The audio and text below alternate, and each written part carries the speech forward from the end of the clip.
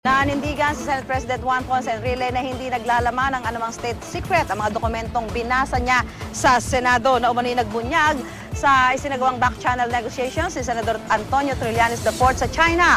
Pagtatanggol naman ni Pangulong Noynoy Aquino, nakatulong daw ang mga negosasyong pinangasiwaan ni Trillanes. Narito ang report ni Maki Pulido.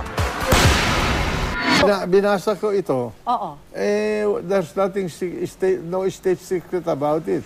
It's all about intrigues and about the criticisms of Trillanes against the Department of Foreign Affairs.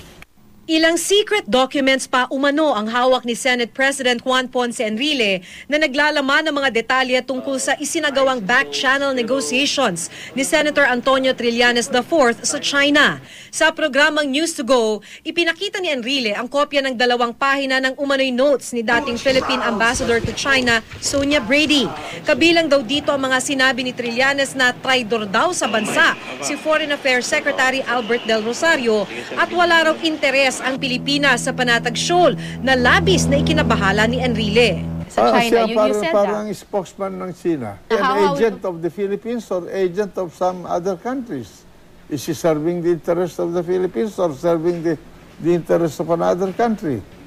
Kino-question din ni Enrile ang sinasabing channel ni Trillanes na iprinisinta raw niya kay Pangulong Noynoy Aquino para makatulong sa pagresolba sa issue ng agawan ng teritoryo sa West Philippine Sea.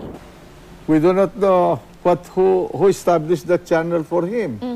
Although I have a suspicion that dahil nabalitaan ko ito, na meron na siyang kagrupo yata na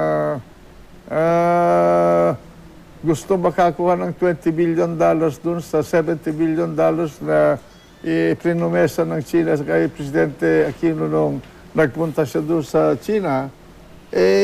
Yun ang channel na ginamit niya. Pero dapat ipaliwanag niya, ano bang channel ang ginamit mo?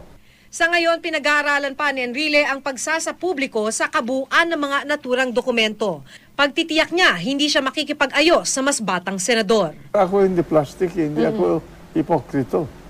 Pag challenge mo ako, I will take you on. I'm not going to reconcile with anybody that I dislike to.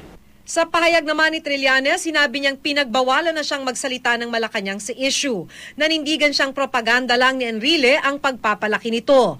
Paraan daw ito upang malihis ang atensyon sa umano'y kaugnayan ng Senate President kay dating Pangulong Gloria Arroyo. Nauna nang dumistansya ang kampo ni Arroyo sa issue. Ipinagtanggol naman ng Pangulo ang back-channel negotiations ni Trillanes sa China kahit papaano raw nakatulong ito para mapahupa ang tensyon sa agawan sa Panatag Shoal.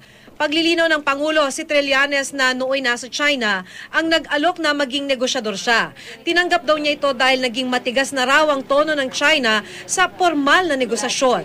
Kahapon ipinadala sa China si Interior Secretary Mar Rojas para subukan ang party-to-party dialogue. Para kay Enrile, magandang hakbang ito.